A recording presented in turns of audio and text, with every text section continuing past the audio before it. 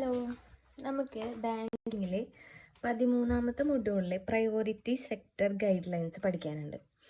Okay, അപ്പോൾ അതിൽ നമുക്കൊരു ടാർജറ്റ്, ഒരു ടേബിൾ കണ്ടന്റ് ഉണ്ട്. അതൊന്നും നമുക്ക് നോക്കാം. Targets and sub target of priority sector. Total priority sector domestic banks അതേപോലെ തന്നെ ഫോറിൻ ബാങ്ക്സും 20 ബ്രാഞ്ചിൽ കൂടുതലുള്ള ബാങ്കുകൾക്ക് 40%. അതുപോലെ തന്നെ ഫോറിൻ ബാങ്ക്സ് 20 ബ്രാഞ്ചസ് ഓർ ലെസ്സിനും 40%, RRBക്കും സ്മോൾ ഫിനാൻസ് ബാങ്കിനും 75%. എന്നാൽ അഗ്രികൾച്ചറിന് 18%. അഗ്രികൾച്ചർ ഫോറിൻ ബാങ്ക്സിന് അപ്ലിക്കബിൾ അല്ല. ഫോറിൻ ബാങ്ക്സിൽ ടോട്ടൽ പ്രയോറിറ്റി സെക്ടറിൽ മാത്രമാണ് ആ പെർസെൻറ്റേജ് കൊടുത്തിട്ടുള്ളൂ. അഗ്രികൾച്ചർ മൈക്രോ എൻ്റർപ്രൈസസ് വീക്കർ സെക്ഷൻസിന്, അതിൽ വീക്കർ സെക്ഷൻസിനാണ് ഡിഫറൻസ് വരുന്നത്. അഗ്രികൾച്ചറിനും മൈക്രോ എൻ്റർപ്രൈസിനും സെയിം ആണ് ഈ 3 സ്ഥലത്തും. അഗ്രികൾച്ചർ 18%, RRB ആയിക്കോട്ടെ സ്മോൾ ഫിനാൻസ് ബാങ്ക്സ് ആയിക്കോട്ടെ. മൈക്രോ എൻ്റർപ്രൈസ് 7.5 ആണ്, ഫോറിൻ ബാങ്ക്സ് അപ്ലിക്കബിൾ അല്ല.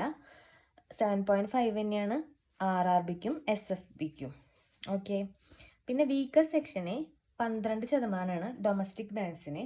അതുപോലെ തന്നെ RRBക്ക് 15%. അവിടെയാണ് വ്യത്യാസമുള്ളത്. സ്മോൾ ഫിനാൻസ് ബാങ്കിന് സെയിം തന്നെയാണ് 12%. ഓക്കെ, ഇനി നമുക്ക് നമ്മുടെ കഴിഞ്ഞ എക്സാം 10/60/2025 ഇതിലൊരു ക്വസ്റ്റ്യൻ വന്നിട്ടുണ്ട്. എൻ്റെ തെറ്റായിരുന്നു. അപ്പോൾ അതെങ്ങനെയാണ് ക്വസ്റ്റ്യൻ വരിക എന്ന് നോക്കാം. Okay, what is the loan target for weaker section beneficiaries for banks other than regional rural banks as per new priority sector guidelines. അപ്പോൾ നമ്മൾ നോക്കുക, വീക്കർ സെക്ഷൻസിന് എത്ര RRB ഒഴിച്ചിട്ടുള്ളതെന്ന് പറഞ്ഞിട്ടുണ്ട്. RRBക്ക് ആണെങ്കിൽ 15% RRB അല്ലാത്ത ബാക്കിയുള്ളവർക്ക് എത്രയാണ് 12%. സ്മോൾ ഫിനാൻസ് ബാങ്കിനും 12%.